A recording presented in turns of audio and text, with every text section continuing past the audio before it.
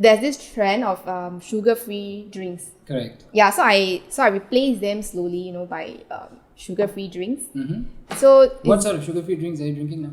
like Coke Zero, 100+ Zero. There's a lot of sugar-free drinks nowadays, right? Okay. Yes, and you can find it easily from all the coffee shops nowadays. Mm-hmm. Yeah, so are they really better than those regular soft drinks? Okay, it depends. Okay. So, and again, it goes back to quantity and quality. So, in terms of quantity, right, if you drink this every day, like for example, Coke Zero, right, I would definitely tell you it's not going to be much healthier than drinking Coke. Really? Yeah, it's Okay. not. So, the big advantage you have is that you get zero sugars, but fundamentally, there are studies that show that overall, they don't have much of a lesser health impact compared to regular drinks. Okay. The only advantage you get is that you don't get a sugar load from it. I see. And they also, many of them use artificial sweeteners. There was this big hoo-ha in the 90s and the early 2000s about this artificial sweetener known as aspartame. People were worried that it causes cancer and, you shouldn't. But at the same time, that was a bit overkill of, worry that people had because aspartame was later found that it's only harmful if you drink in lots and lots of quantity. I mean, like very high quantities. So if you drink maybe like 10 Coke Zeros a day, then yes, and you drink every day for maybe 360 or 360. Yeah, they used to replace my meals. Yeah, you see, so that you do these kind of things, then yes, you're predisposing yourself to slightly higher cancer risk. Okay. But then again, in the late 2000s and early 2010s, that's when they shifted from aspartame to ace-sulfame.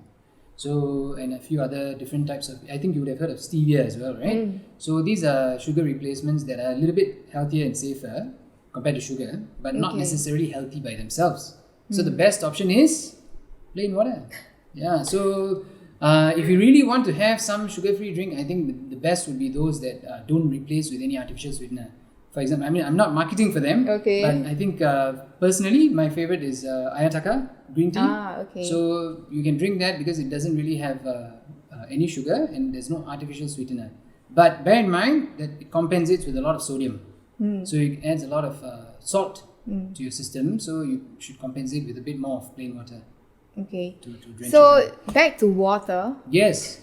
I think there's always a saying that 8 glasses of water is better. Yeah.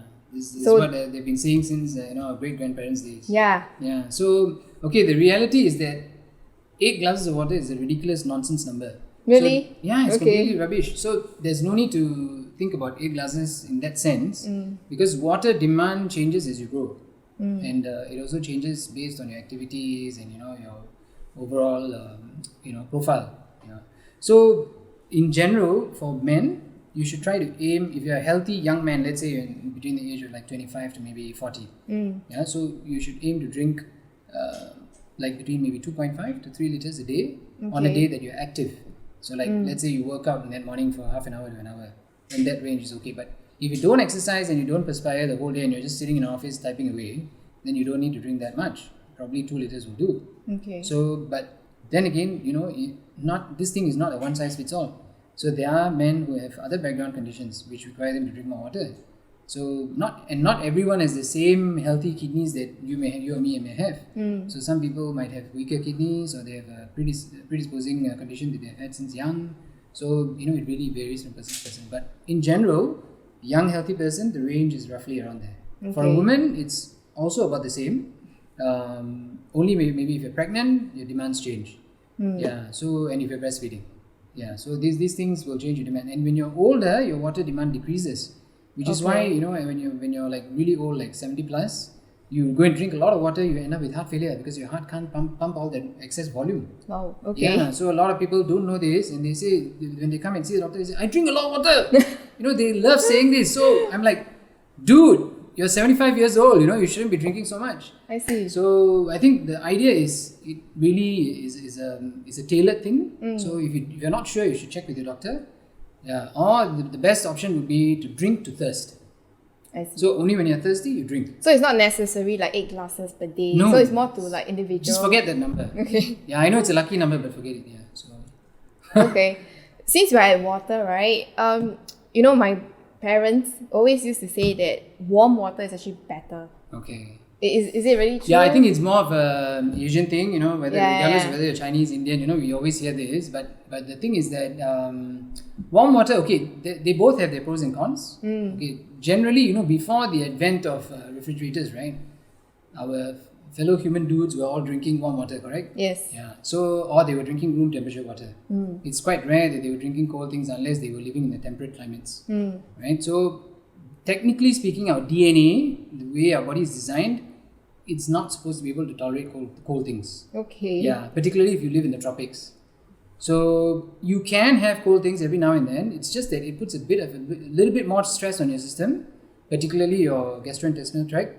And there are some studies that show that if you drink cold water very frequently, or any cold drink frequently, it can increase problems such as sensitivity to allergens, like, you know, sinus issues.